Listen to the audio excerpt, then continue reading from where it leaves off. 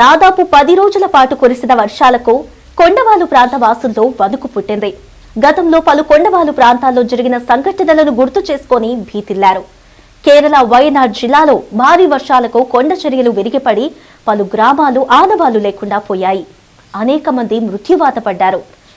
ఈ నేపథ్యంలో విశాఖలో కొండవాలు ప్రాంతవాసుల బితుకు జీవనంపై ఏసీటీ కథనం. మహావిశాఖ పరిధిలో దాదాపు 100 వరకు కొండవాలు ప్రాంతాల్లో జనం నివాసాలు ఏర్పరచుకుని జీవనం సాగిస్తున్నారు. ఇక్కడ నివసించే వారికి సాధారణ రోజుల్లో ఎలాంటి భయమూ లేకపోయినా వర్షాలు కురిస్తే చాలు గుండెలు అరచేతిలో పెట్టుకోవాల్సిందే. అల్పపీడనం, వాయుగుండాలు, తీవ్ర తుఫాన్ల సమయంలో కురిసే వర్షాలకు కొండ చర్యలు విరిగిపడుతుంటాయి. దీంతో విశాఖ నగర అందాలకు ప్రధాన ఆకర్షణగా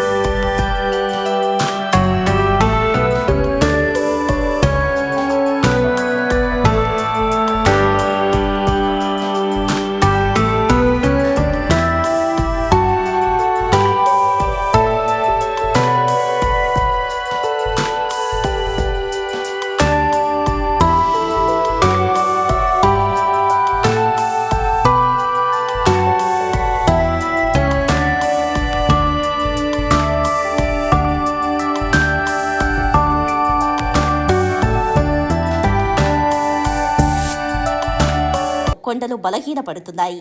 ఫలితంగా నేల స్వభావం బలహీనపడటం, ఒక్కోసారి బండరాళ్లలో పగుళ్లు ఏర్పడి వాటి మధ్య మట్టి, అందులో మొక్కలు పెరిగి పెద్దవై బండలను వేరు చేస్తుంటాయి.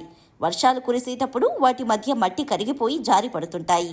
ఇలా కొండ చర్యలు విరిగిపడి గత 5 ఏళ్ల కాలంలో సాగర్ నగర్లో 2, రవీంద్రనగర్లో 1, తాటిచెట్లపాలెంలో 2, గాజువాక నరసింహనగర్లో 1, పెదగదిలి ప్రాంతంలో 1 మృత్యువాత పడ్డారు.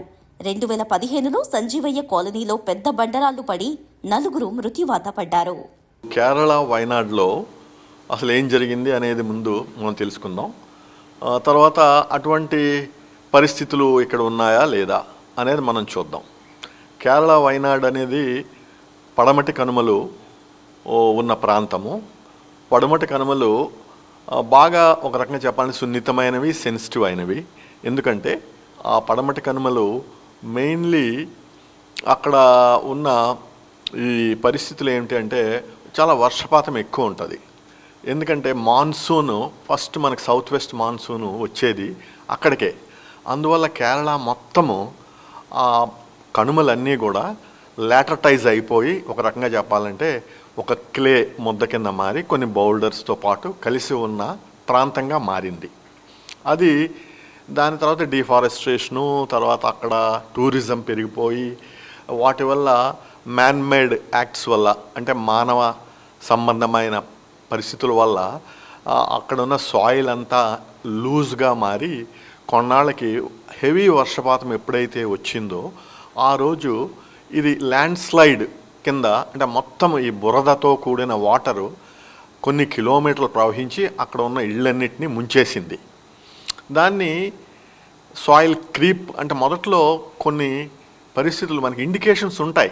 అసలు అక్కడ సాయిల్ లూజ్ అయ్యి సాయిల్ ఎప్పటికైనా దీంతో పాటు ప్రవాహంతో పాటు వచ్చే పరిస్థితులు ఉన్నాయా, బౌల్డర్స్ని వచ్చే పరిస్థితులు ఉన్నాయా బికాజ్ ఆఫ్ గ్రావిటీ అనేది ముందుగా తెలుస్తుంది. దాన్నే మనం స్లోప్ స్టెబిలిటీ, స్లోప్ మ్యాపింగ్ చేసుకొని ఏ ప్రాంతాలు అయితే ఇటువంటి పరిస్థితుల్ని కలగజేయొచ్చు భవిష్యత్తులో అని తెలుసుకునే అవకాశం ఉంది. అది చేయవలసిన అవసరం అయితే ఉంది.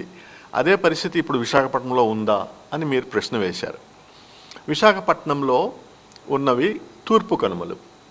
అయితే పశ్చిమ కనుమలంతా లాటరైజ్ అవ్వడం కానీ, వెదర్ అవ్వడం కానీ, మొత్తంగా క్లే ముద్దగా మారడం కానీ అయితే ఇక్కడ జరగదు.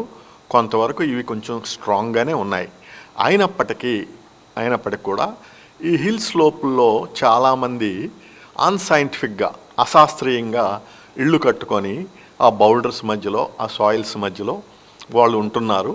వాళ్ళకి చాలా రోజులు బట్టి ప్రభుత్వం కూడా వాళ్ళని చూసి చూడనట్టుగా వదిలేయడం వల్ల అవి ఇంకా పెరిగిపోయి ఆ స్లోప్స్ అన్నిట్లో ఎక్కువ అన్స్టేబుల్ కండిషన్స్ వస్తున్నాయి. ఎందుకంటే వాళ్ళు ఎక్కువ దాన్ని యూజ్ చేయడం వల్ల అక్కడున్న సాయిల్ పరిస్థితి కానీ బౌల్డర్స్ కానీ లూజ్ అయ్యి ఎప్పటికైనా ఆ స్లోప్ గ్రావిటీ వల్ల అన్స్టేబుల్ అయిపోయి అక్కడ నివసించే వాళ్ళ మీద పడి కొన్ని యాక్సిడెంట్స్ కూడా జరిగాయి. భవిష్యత్తులో కూడా జరిగే అవకాశం అయితే ఉంది.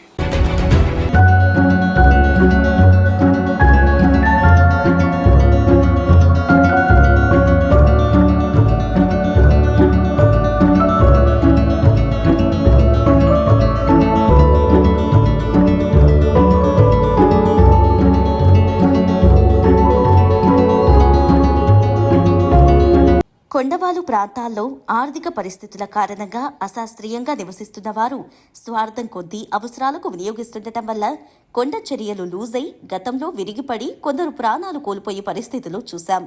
భవిష్యత్తులో కూడా జరిగే ప్రమాదం ఉంది. అందువల్ల ప్రభుత్వం ముందుగా కొండవాలు ప్రాంతాల్లో అనధికారికంగా నివసిస్తున్న వారికి పొంచి ఉన్న ముప్పును గుర్తించి వారు ప్రమాదాలకు గురికాకుండా వేరే ప్రాంతాలకు తరలించాల్సిన అవసరం ఎంతైనా ఉంది. ఆర్థిక పరిస్థితులు సహకరించని కారణంగా ప్రజలు ఎలాంటి జాగ్రత్తలు తీసుకోలేరు. అందువల్ల ప్రభుత్వం అధికారులై ఇకపై కొండవాలు ప్రాంతాల్లో ఇళ్ల నిర్మాణం జరగకుండా నిరోధించడం, రక్షణ గోడ నిర్మించడం వంటివి చేయడమే సమస్యకు పరిష్కారమని ఏయూ భూగర్భ శాస్త్ర నిపుణులు ఆచార్య ఎం జగన్నాథరావు సూచిస్తున్నారు.